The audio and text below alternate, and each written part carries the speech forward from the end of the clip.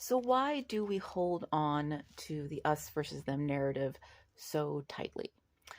It has everything to do with protection and safety. It is hard for us to let go of it because it's literally all we know. We've been taught this since we were children. Actually, the man versus woman, boy versus girl, is the way that we learn how the us versus them narrative works.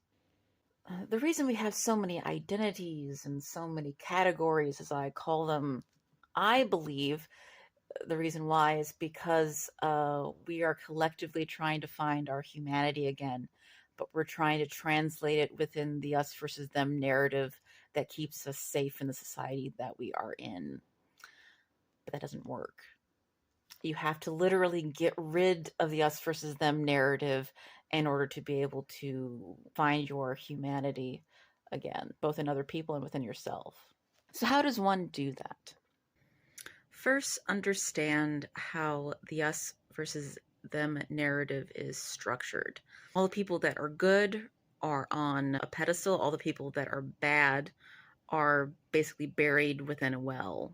The ground level is actually humanity. We've gotten so accustomed to it being either us or them that we've actually completely forgotten what humanity means or even that it's there. And then you want to start recognizing this structure, this tendency to just overgeneralize people.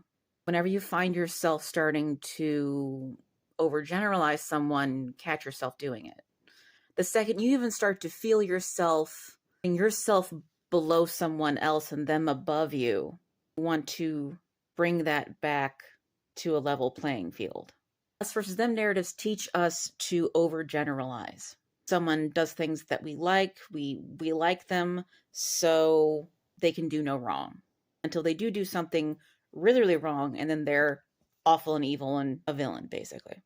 Within the us versus them narrative, a lot of people that have found themselves in the them category feel like the people on the pedestals in the us category need to do all the work.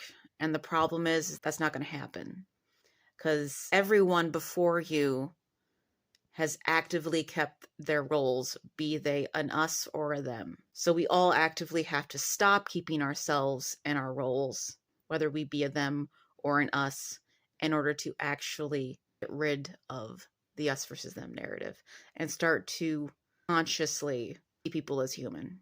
But what is human? Human beings are complex creatures. They are both good and bad at the same time, every single person. They want to be understood, accepted, and protected. At the core of every single human being that you meet, no matter which way they end up leaning in terms of decency or indecent, and if you are actively trying to see someone as human, you have to actively see them in this way. You have to constantly, I've been constantly putting myself back into that sort of center of myself and of other people. If that conversation went into a direction that you were not expecting, then by all means follow along. Just a reminder, everything that I'm saying is, of course, an opinion. You may or may not agree, and if I give any advice, it may or may not work for you. That's entirely fine. On that note, I will see you guys in the next one. Bye bye.